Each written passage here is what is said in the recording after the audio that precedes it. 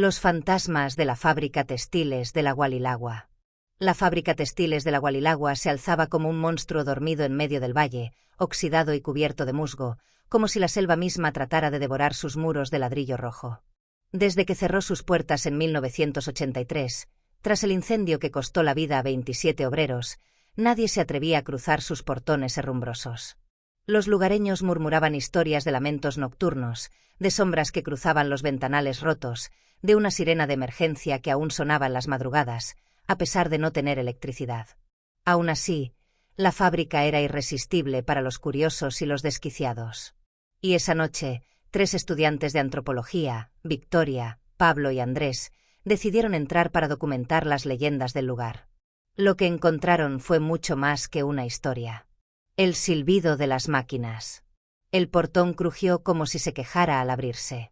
El aire dentro olía a óxido, grasa vieja y algo más, un aroma denso, parecido a carne quemada. Victoria encendió su linterna. Al fondo, las máquinas de hilar seguían en sus sitios, cubiertas de telarañas, pero intactas. Parecía que el tiempo se hubiera detenido justo antes del incendio. Pablo empezó a grabar con su cámara. Andrés, el más escéptico, se burló del ambiente. Esto es puro teatro. Seguro que alguien del pueblo viene y hace ruidos para asustar a los idiotas como nosotros. Entonces, una de las máquinas se encendió. Nadie la tocó. El motor vibró con un zumbido grave y profundo. El telar comenzó a girar solo, escupiendo hebras de tela como si una mano invisible lo manejara. Victoria retrocedió horrorizada. Pablo tembló, pero no dejó de grabar. Andrés, pálido, no dijo nada. Y entonces escucharon el silbido. Un silbido largo, agudo, como el que usaban los capataces para llamar a los obreros. Lo que lo hacía espantoso era que venía desde adentro del suelo. El piso de cadáveres. Bajaron al subsuelo, donde se encontraba el antiguo cuarto de calderas. Ahí fue donde, según los archivos, murieron quemados los obreros atrapados por las llamas. La puerta de hierro estaba cerrada con candado, hasta que, sin explicación alguna, se abrió con un clic seco. Una ráfaga de aire caliente brotó como un aliento de ultratumba. Dentro, la pared estaba cubierta de marcas de uñas y manos carbonizadas. Las calderas estaban abiertas, y de su interior goteaba un líquido negro, espeso como sangre podrida. Victoria se acercó y gritó. Del interior, un rostro humano emergía lentamente, sus ojos abiertos en un gesto de desesperación, como si aún estuviera vivo. Tenía la piel pegada al hueso, y de su boca, abierta en un grito eterno, fluía el mismo líquido negro. Los 3 corrieron. Pero al subir las escaleras, descubrieron que la fábrica ya no era la misma. El turno de los muertos. La fábrica había cambiado. Las paredes ya no estaban en ruinas. Las lámparas colgaban y brillaban con una luz mortecina. El zumbido de las máquinas se escuchaba por todos lados. Era como si hubieran retrocedido en el tiempo, o como si la fábrica nunca hubiera dejado de funcionar. Pero los obreros no eran humanos. Hombres sin rostro, con uniformes chamuscados y ojos incandescentes caminaban por los pasillos. Algunos tenían agujeros en el pecho. Otros cargaban sacos llenos de lo que parecían ser pedazos de carne palpitante. Uno de ellos miró a Andrés directamente, aunque no tenía ojos. Tú no fichaste. Y aquí, los que no fichan, no salen. Un reloj de control antiguo, empotrado en la pared, comenzó a emitir un clic por cada segundo que pasaba. Andrés, paralizado, fue arrastrado por 2 de los espectros. Sus gritos se apagaron detrás de la puerta de la sala de hilado. Victoria y Pablo corrieron a la salida, pero ya no había puerta. Solo un muro de ladrillos con nombres grabados. En la parte inferior, 2 nombres comenzaron a grabarse solos, como si una mano invisible escribiera sobre la piedra. Al día siguiente, los aldeanos escucharon la sirena de emergencia a las 3:15 de la madrugada, justo como en 1983. Nadie salió de sus casas. Nadie fue a la fábrica. Los cuerpos de Victoria y Pablo nunca se encontraron.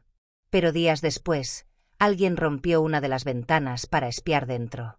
Lo que vio lo enmudeció de por vida. En la zona de control de personal, al lado del viejo reloj de fichar, estaban 3 tarjetas nuevas, recién colocadas. Una de ellas aún goteaba sangre. Cada madrugada, si uno escucha con atención, se oyen los engranajes de las máquinas trabajar y los pasos arrastrados de los obreros muertos que siguen su turno. Porque en la fábrica textiles de la Hualilagua, el contrato no termina con la muerte. Ahí, nadie se jubila. Ahí, los muertos no descansan. Ahí, se sigue trabajando, para siempre. El archivo maldito. La fábrica textiles de la Hualilagua se alzaba como un monstruo dormido en medio del valle, oxidado y cubierto de musgo, como si la selva misma tratara de devorar sus muros de ladrillo rojo. Desde que cerró sus puertas en 1983, tras el incendio que costó la vida a 27 obreros, nadie se atrevía a cruzar sus portones herrumbrosos. Los lugareños murmuraban historias de lamentos nocturnos, de sombras que cruzaban los ventanales rotos, de una sirena de emergencia que aún sonaba en las madrugadas, a pesar de no tener electricidad. Aún así, la fábrica era irresistible para los curiosos y los desquiciados. Y esa noche, 3 estudiantes de antropología, Victoria, Pablo y Andrés, decidieron entrar para documentar las leyendas del lugar. Lo que encontraron fue mucho más que una historia. El silbido de las máquinas. El portón crujió como si se quejara al abrirse. El aire dentro olía a óxido, grasa vieja y algo más, un aroma denso, parecido a carne quemada. Victoria encendió su linterna. Al fondo, las máquinas de hilar seguían en sus sitios, cubiertas de telarañas, pero intactas. Parecía que el tiempo se hubiera detenido justo antes del incendio. Pablo empezó a grabar con su cámara. Andrés, el más escéptico, se burló del ambiente. Esto es puro teatro. Seguro que alguien del pueblo viene y hace ruidos para asustar a los idiotas como nosotros. Entonces, una de las máquinas se encendió. Nadie la tocó. El motor vibró con un zumbido grave y profundo. El telar comenzó a girar solo, escupiendo hebras de tela como si una mano invisible lo manejara. Victoria retrocedió horrorizada. Pablo tembló, pero no dejó de grabar. Andrés, pálido, no dijo nada. Y entonces escucharon el silbido. Un silbido largo, agudo, como el que usaban los capataces para llamar a los obreros. Lo que lo hacía espantoso era que venía desde adentro del suelo. El piso de cadáveres. Bajaron al subsuelo, donde se encontraba el antiguo cuarto de calderas. Ahí fue donde, según los archivos, murieron quemados los obreros atrapados por las llamas. La puerta de hierro estaba cerrada con candado, hasta que, sin explicación alguna, se abrió con un clic seco. Una ráfaga de aire caliente brotó como un aliento de ultratumba. Dentro, la pared estaba cubierta de marcas de uñas y manos carbonizadas.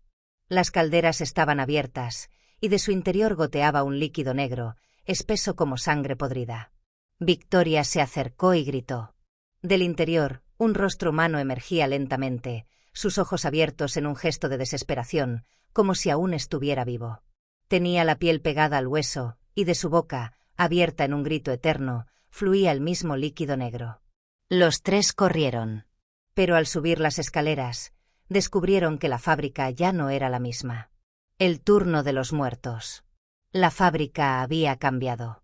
Las paredes ya no estaban en ruinas. Las lámparas colgaban y brillaban con una luz mortecina. El zumbido de las máquinas se escuchaba por todos lados. Era como si hubieran retrocedido en el tiempo, o como si la fábrica nunca hubiera dejado de funcionar. Pero los obreros no eran humanos. Hombres sin rostro, con uniformes chamuscados y ojos incandescentes caminaban por los pasillos. Algunos tenían agujeros en el pecho. Otros cargaban sacos llenos de lo que parecían ser pedazos de carne palpitante. Uno de ellos miró a Andrés directamente, aunque no tenía ojos. Tú no fichaste. Y aquí, los que no fichan, no salen. Un reloj de control antiguo, empotrado en la pared, comenzó a emitir un clic por cada segundo que pasaba. Andrés, paralizado, fue arrastrado por 2 de los espectros. Sus gritos se apagaron detrás de la puerta de la sala de hilado. Victoria y Pablo corrieron a la salida, pero ya no había puerta. Solo un muro de ladrillos con nombres grabados. En la parte inferior, 2 nombres comenzaron a grabarse solos, como si una mano invisible escribiera sobre la piedra. Victoria Ramírez. Pablo Guevara.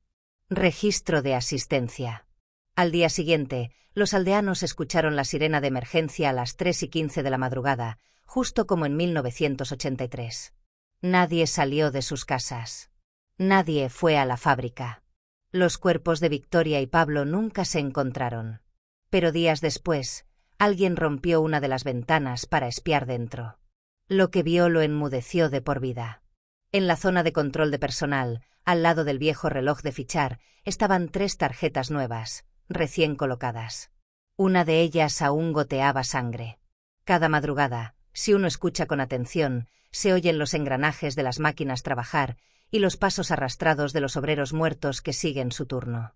Porque en la fábrica textiles de la Hualilagua, el contrato no termina con la muerte. Ahí, nadie se jubila. Ahí, los muertos no descansan. Ahí, se sigue trabajando, para siempre. El turno de los condenados. La noche del 5 de julio, durante una transmisión en vivo por redes, un influencer local captó lo que describió como una figura encorvada, cubierta de tela, tejiendo en el aire dentro de la abandonada fábrica textiles de la Hualilagua. Antes de que el vídeo se cortara, se escuchó una voz distorsionada susurrar: turno doble, sangre nueva, sangre joven. El vídeo fue eliminado a las pocas horas, pero no antes de que llegara a manos de Valeria, una estudiante de fotografía forense, y sus 3 amigos: Leo, apasionado del ocultismo; Nico, técnico en grabación de sonido paranormal; y Elisa, estudiante de antropología, obsesionada con las desapariciones del lugar. Valeria tenía una razón más personal: su prima desaparecida, Victoria Ramírez. La fábrica que no envejece. Llegaron de noche, con cámaras térmicas, grabadoras EVP, sensores de movimiento, linternas, cruces y hasta una tabla ouija. Desde fuera, la fábrica parecía más nueva que en las fotos de archivo. Como si cada alma capturada reparara sus paredes con su condena. Entraron. El portón oxidado se cerró solo detrás de ellos. Los pasillos olían a vapor, grasa y flores marchitas. Las máquinas estaban cubiertas de una tela blanca como piel vieja. Nico sintió frío repentino, y Elisa notó que sus grabadoras captaban algo sin emitir sonido alguno, un latido débil, como un corazón textil. En la pared del fondo, tallado en el concreto, aparecía un mensaje nuevo. Los Ramírez ya trabajan. Tú también puedes fichar. Las sombras del telar. Explorando la nave principal, descubrieron a los antiguos obreros, figuras encapuchadas, deformes, arrastrando los pies, con la piel fusionada a las máquinas. Al ver al grupo, no corrieron ni atacaron, simplemente señalaron al reloj de fichar, que ahora chorreaba sangre caliente. Leo, retador, colocó su mano sobre la tabla ouija. Quería hablar con Mateo, el hermano desaparecido. La tabla se movió sola. Las letras deletrearon. Nadie escapa. La tela nos hila. El corazón nos aprieta. Una sombra los envolvió. Elisa cayó en trance.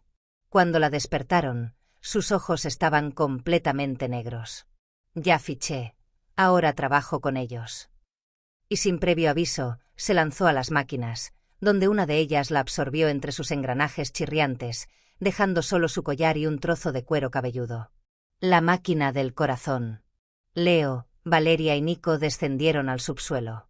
Encontraron la máquina del corazón, que ahora parecía viva, latía, se contraía, y sus tubos se movían como serpientes. Cada parte estaba hecha de huesos humanos, tela quemada y dientes. Dentro de su centro transparente, flotaban los rostros de los trabajadores atrapados, incluyendo a Victoria y Mateo, con la boca abierta como si gritaran eternamente. Valeria lloró, gritó, hasta que la máquina reaccionó. Emitió una señal, una especie de canto mecánico que hizo sangrar los oídos de los 3. Nico colapsó. Leo intentó cortar los cables con un hacha, pero del suelo brotaron brazos carbonizados que lo sujetaron y lo arrastraron bajo la estructura, devorándolo lentamente. La máquina habló, con una voz hecha de cientos de susurros. Romper el ciclo es cerrar el telar. Pero quien rompe, paga con cuerpo y alma. La tela de la maldición. Valeria se acercó a la máquina y colocó su cámara dentro. Quería grabar la verdad. Pero lo que vio en el visor fue otra realidad. Un mundo entero, un plano alterno, donde fábricas infinitas hilaban almas humanas como tela. Gritó al comprender. La fábrica de Walilagua era solo una de muchas. Un portal. Un nodo. Decidió inmolarse. Encendió las válvulas de presión. Hizo estallar el gas viejo, sacrificando su cuerpo para destruir la maquinaria maldita. Una gran explosión sacudió Walilagua. Pero al amanecer, la fábrica seguía allí. Íntegra. Intacta.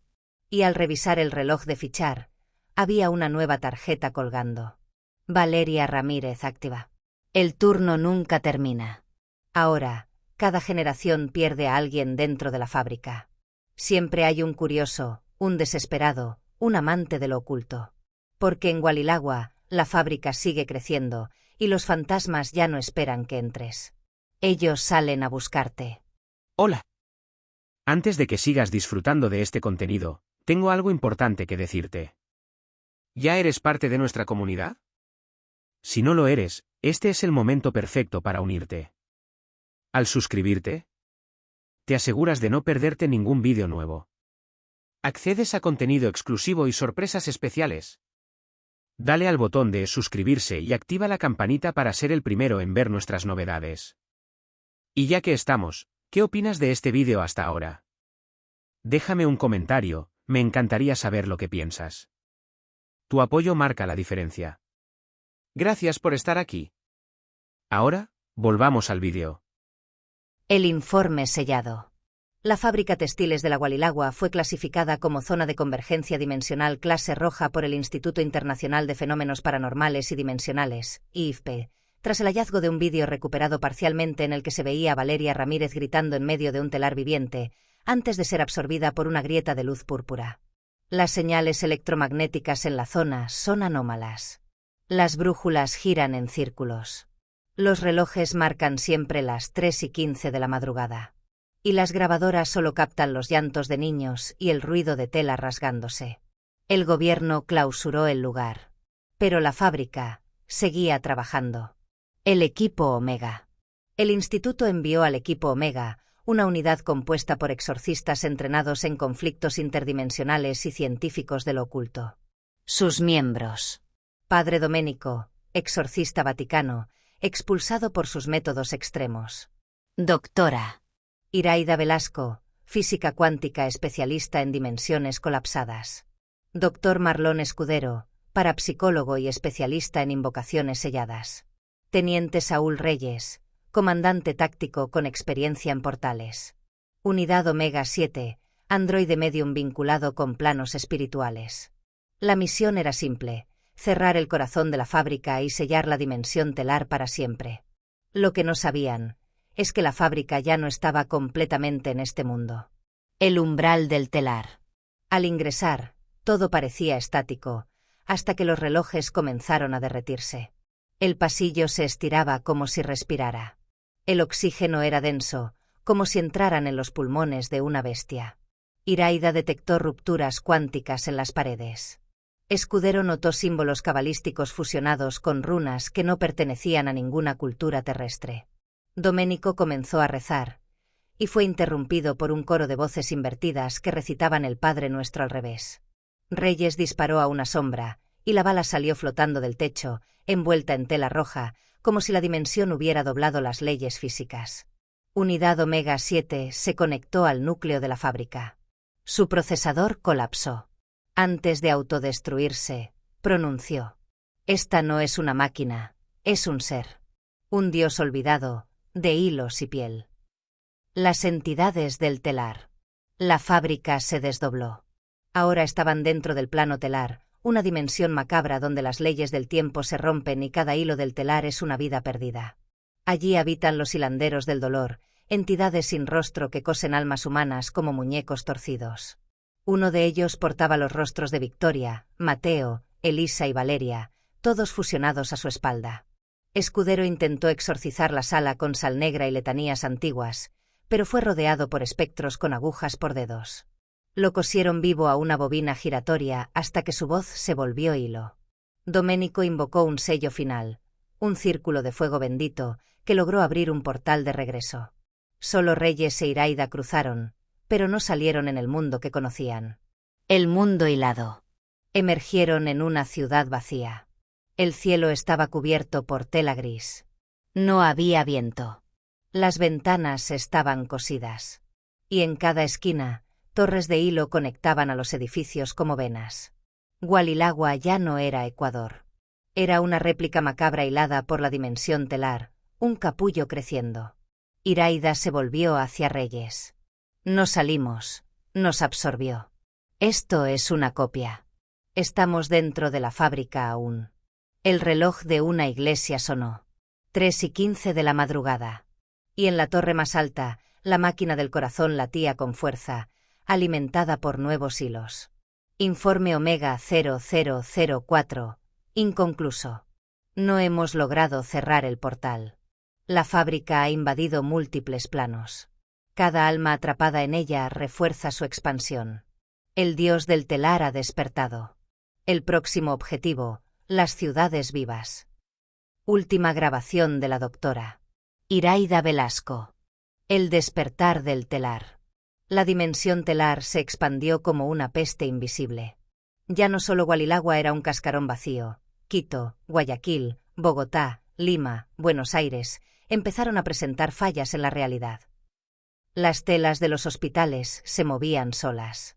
Las prendas de vestir susurraban nombres.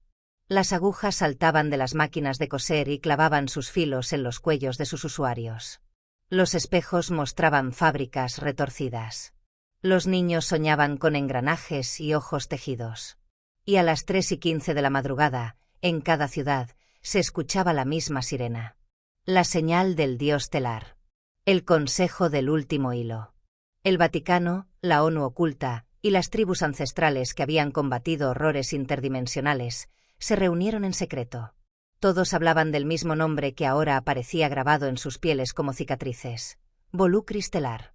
El plan final, enviar un grupo de hilados voluntarios, personas que ya habían sido tocadas por la fábrica y no eran del todo humanas, para infiltrarse en el núcleo corrupto, ubicado en el corazón del telar central, una réplica viva de la fábrica de Walilagua flotando en una realidad devorada. Objetivo: sellar a Volucris telar con un patrón prohibido, tejido con la sangre de los sacrificados. Un rito llamado el corte del alma. El ascenso del dios. Volucris se mostró finalmente. No era una criatura, era un mundo. Una masa colosal de máquinas, rostros humanos fusionados, brazos en espiral que cosían galaxias con hilos rojos. Tenía un rostro principal, hecho de cientos de caras gritando en diferentes tiempos, y sus ojos eran telares girando con fuego eterno. Valeria, ahora parte del núcleo, guiaba al equipo desde adentro, hablando a través de los radios como un eco distorsionado. El patrón está vivo. Cada vida perdida alimenta su diseño. Solo con muerte podemos desenredar su forma.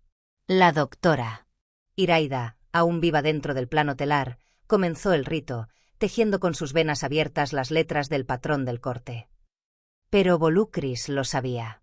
Y envió los hilanderos de carne, bestias cosidas de 1000 humanos, que arrastraban agujas del tamaño de árboles, y tejían al aire a los vivos, atrapándolos en sus telas útero. El corte del alma. Uno a uno, los hilados voluntarios fueron cayendo. Padre Doménico, convertido ya en un ente mitad sacerdote, mitad espectro, usó su cruciladora para estallar parte del telar en llamas sagradas. El teniente Reyes se dejó atrapar por el tejido vivo, activando granadas de exorcismo que desgarraron una arteria dimensional. Solo Iraida quedó, frente al corazón telar. A su lado, Valeria, medio humana, medio espectro. ¿Estás lista para romper el hilo?, preguntó Valeria, ya sin ojos, solo bocas en su rostro. Estoy lista para morir sin hilos. Iraida abrió su pecho y usó su propio corazón como último nudo para sellar el patrón del corte. Entonces, gritó las palabras prohibidas. Tela non nata, carne non hilada, quiebra tu ciclo, cae tu trama. El patrón se activó. El telar gritó. Volucris telar se contrajo violentamente. Las ciudades comenzaron a temblar. Las costuras de la realidad se rasgaron como un velo mojado. El mundo descosido. El cielo se volvió blanco. El aire se volvió seda. La gravedad se disolvió en polvo. Y luego, silencio. Volucris telar fue sellado, pero no destruido. Fue dormido, oculto bajo la piel del mundo. La fábrica de Walilagua fue tragada por la tierra, sin dejar rastro. En todo el planeta, los relojes comenzaron a funcionar normalmente. Las telas dejaron de moverse. Y a las 3:15 de la madrugada, por primera vez en años, no se oyó ninguna sirena. Pero el último carrete. Años después, un niño encontró en un mercado viejo una caja con una bobina antigua. Al ponerla en su reproductor de cinta, escuchó una voz. Has sido fichado. Tu turno empieza esta noche. Y en el espejo del cuarto, una tela comenzó a formarse. Tejiendo. Esperando. Porque el dios telar nunca fue destruido. Solo se esconde. En la sombra de tu camisa. En la arruga de tu sábana. En el hilo suelto de tu carne. Fin. O quizás, solo un nuevo nudo del ciclo eterno. Preguntar a ChatGPT.